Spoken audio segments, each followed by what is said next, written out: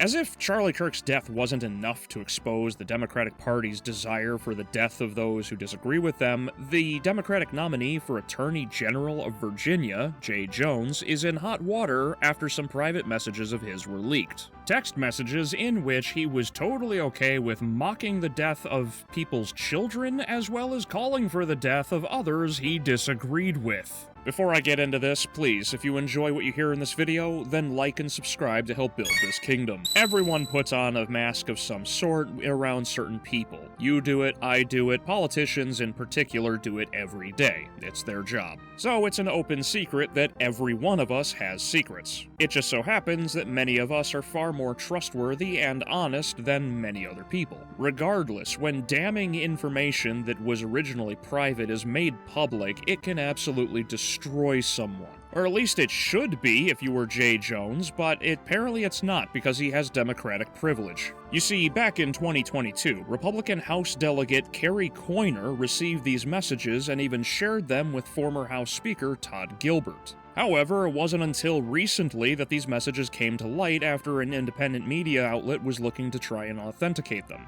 And the messages are pretty vile. They read, quote, "They say nice things about everyone, LOL. If those guys die before me, I will go to their funerals to piss on their graves. Send them out awash in something. Jay Jones. 3 people, 2 bullets. Gilbert, Hitler, and Pol Pot. Gilbert gets 2 bullets to the head. Spoiler, put Gilbert in the crew with the 2 worst people you know, and he receives both bullets every time. Jay, please stop. LOL, okay.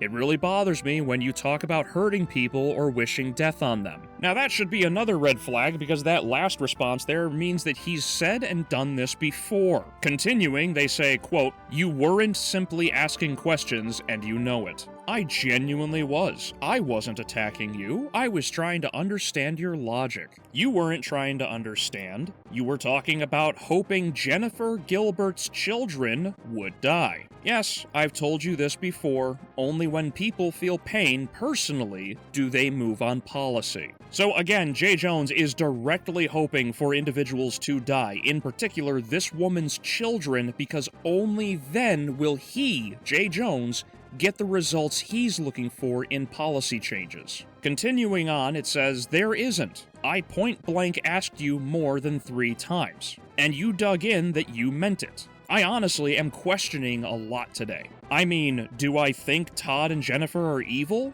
And that they are breeding little fascists? Yes. Now, I'm not actually surprised that this happened, considering all of the violent rhetoric that's been spewed over the last 10+ years by Democrats. Just take a listen from this compilation. I just don't even know why there aren't uprisings all over the country, and maybe there will be. People need to start taking to the streets. This is a dictator. You know, there needs to be unrest in the streets for as long as there's unrest in our lives. Enemies of the state. Show me where it says that protests are supposed to be polite and peaceful.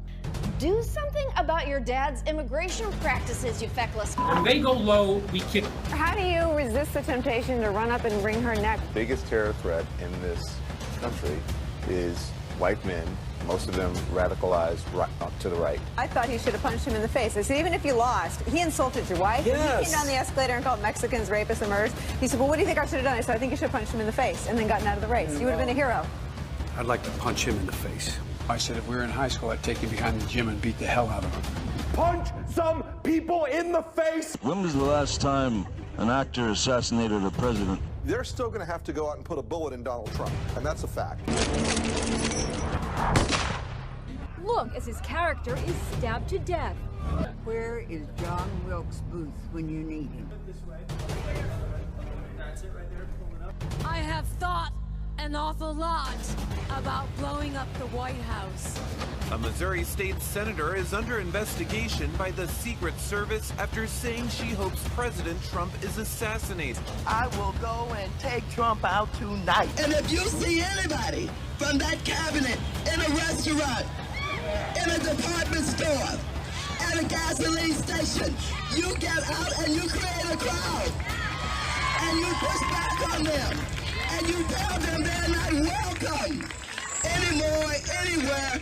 And sadly, the domestic enemies to our voting system and our honoring our Constitution are right at 1600 Pennsylvania Avenue. They're not going to stop before Election Day in November, and they're not going to stop after Election Day. And that should be, everyone should take note of that on both levels, that this isn't, they're not going to let up, and they should not.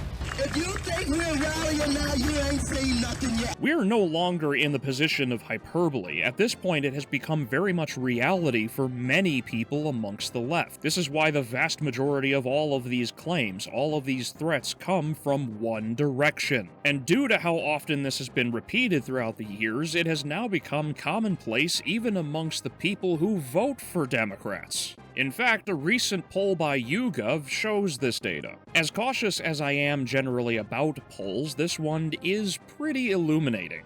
Dated only 2 days after Charlie Kirk's assassination, it asks a very simple question. What did people believe were the beliefs that motivated Tyler Robinson in the killing of Charlie Kirk? Blue is left-wing beliefs, red is right-wing beliefs, gray isn't sure, and teal is something else. Now, Republicans obviously understand by a pretty strong majority that Tyler Robinson is nuts. He was a leftist. Now, independents, understandably, are a bit of a mixed view, as independents can also be understood to be just normies, so people who don't have their fingers on the pulse of politics. And it's understandable they make up the majority of the nation. So at 35% of unsure, that's actually, I would say, fairly accurate. However, the numbers for Democrats are very odd. A staggering 37% are unsure, and a massive 33% believe that Tyler Robinson is right-wing. These are Democrats, and close to 90+% of all of their news sources are Democrat in general. So even if we seriously lowballed the unsure from 37 to, say, 20%, that's still a large number of people. And that doesn't account for the 33% that outright believe that Tyler Robinson is right-wing. So again, even if we cut things down and we assume that it's around 50% for margin of error, that means 50% of Democrats polled genuinely do not believe in reality. He came from a right-wing family, that means he is a right-wing individual.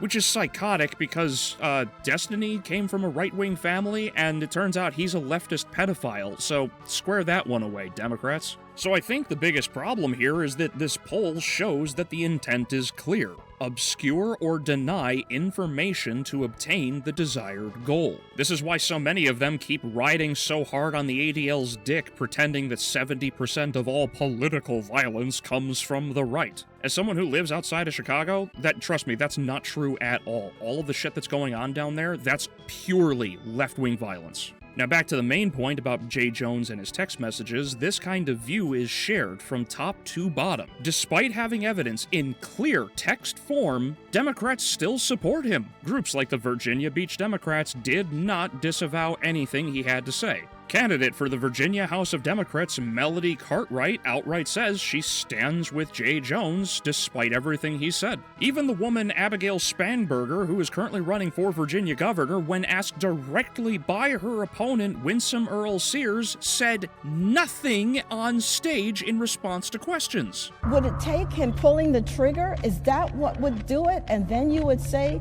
he needs to get out of the race? Abigail, you have nothing to say? Abigail, what if he said it about your 3 children? Is that when you would say he should get out of the race, Abigail? You're running to be governor. Miss Earl Sears. I mean, we're talking about murder. We're talking about someone's life being taken from them. Have you nothing to say about that? Are you not going to address it?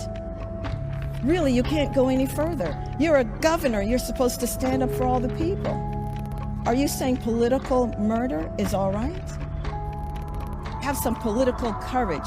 What you have done is you are taking political calculations about your future as governor. Well, as governor, you have to make hard choices, and that means telling J. Jones to leave the race.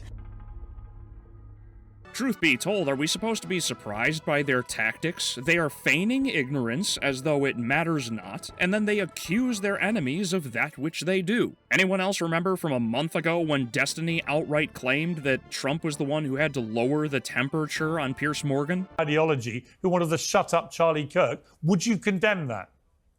I won't condemn anything until the President of the United States can go on air and say, all of us need to calm down. So you won't condemn the murder of Charlie Kirk until Donald Trump says something. I'm a YouTuber. Leftists and Democrats have been condemning and turning down the temperature, condemning violence, turning down the temperature for a decade. Donald Trump can't go on TV and say, all of us need to calm down. Right. Can you tell me why he cannot? Why would you expect anybody, Destiny? You can't answer that. Can you answer that question? Why can't Trump you go on answer TV this and say, question? all of us should be less violent? Or when Hassan Piker ended up calling for people to be killed in the streets right before he ended up abusing his dog on stream. Kill them. Kill those motherfuckers and murder those motherfuckers in the street. Let the streets soak in their fucking red capitalist bloods, dude. The fact is, they know what they are doing, and they choose not to stop. And perhaps the biggest issue, besides the obvious violent rhetoric, is I haven't seen anyone genuinely on the left come out and try to denounce this. Where is the equivalent of the Imam of Peace for the left? Because a boiling pot of water can only keep the lid on for so long until that pressure gets so high that it blows the lid off. Because until people on the left see that the actual problem is those behind the scenes, the wizard behind the cloak, screwing with everybody, we're not going to see any off-ramp anytime soon. Because they killed the last one. Anyway, thank you for watching. If you enjoyed, then please like, share, and subscribe. Head over to my main channel, Albeleo, for movie reviews and discussions. Head to my tertiary channel, Balmorian Galaxy, where I discuss MechWarrior and BattleTech. And if you feel so inclined, then please donate to me on Subscribestar so I can produce more content for all of you. I thank you again for watching, and I will see you in the next video.